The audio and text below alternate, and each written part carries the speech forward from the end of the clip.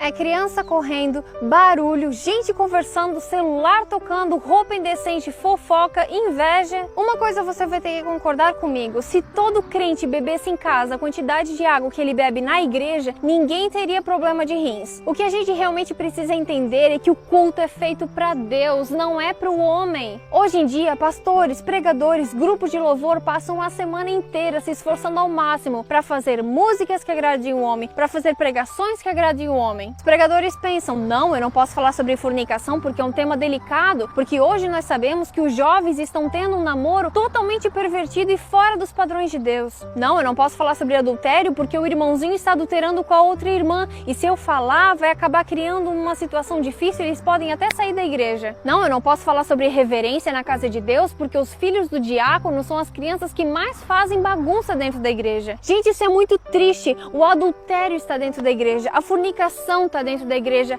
a indecência está dentro da igreja. Tem pessoas que não se situam que estão na casa de Deus, acham que é um clube porque entram lá de qualquer jeito, ficam falando alto, ficam no celular. O que está acontecendo? Será que é esse o povo que aguarda ansiosamente a volta de Cristo? Povo que diz que ama Cristo de todo o coração, que é o maior amor de sua vida, mas não passa nem 10 minutos com Ele? Povo que diz que o evangelho precisa ser pregado nos países orientais, mas nem os seus próprios amigos de trabalho e faculdade sabem que ele é cristão? Povo que diz que daria vida por Jesus, mas não dá nem 10% do dízimo. Gente que diz que sofreria todo e qualquer tipo de provação por amor a Cristo, mas não aguenta ficar 5 minutos de joelhos. Tem crente dizendo que ama Cristo, mas se o culto termina 11h30 e já são 11h35, ele já começa a se coçar no banco, já fica todo incomodado. Tem crente que diz que não vai pra igreja porque tá chovendo. Tem gente que deixa de ir pra igreja porque o irmão não cumprimentou, porque aquele lá não me abraçou, porque aquele lá não me convidou para almoçar junto. Gente, são tudo desculpas. Quem é cristão de verdade vai até a cruz por Cristo.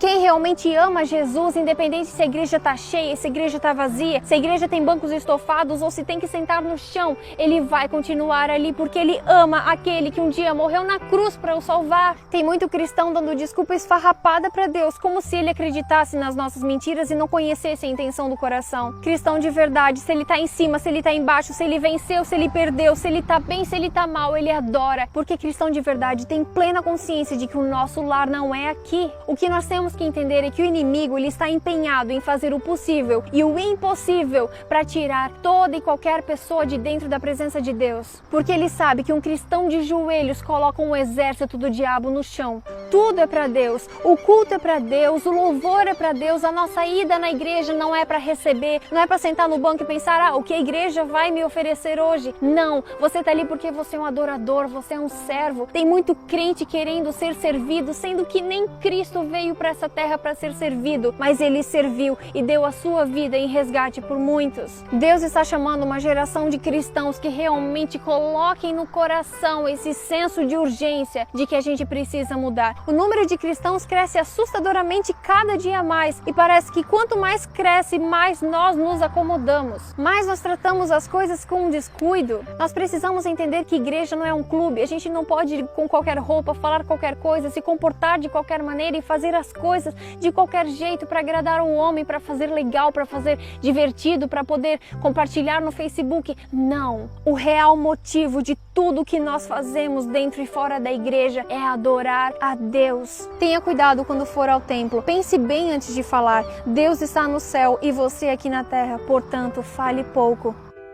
O Senhor Deus está em seu santo templo. Diante de Deus, fique em silêncio toda a terra. A presença de Deus é sempre santa e tremenda, tanto na época de Moisés quanto nos dias de hoje. Deus continua sendo Deus. Nós devemos o adorar e respeitar pelo que Ele é, pelo que Ele foi, pelo que Ele há de ser, porque Ele é o princípio e Ele é o fim. Ele é o Rei dos Reis, Ele é o Senhor dos Senhores, o Deus eterno, o Príncipe da Paz, o nosso Salvador, o nosso Senhor. É a Ele que nós devemos a nossa vida, porque nós estávamos desgarrados como ovelhas perdidas, e Ele veio, morreu para nos salvar, nos dá esperança e a sua presença se faz constante em nossa vida. Vamos valorizar essa bênção para nós.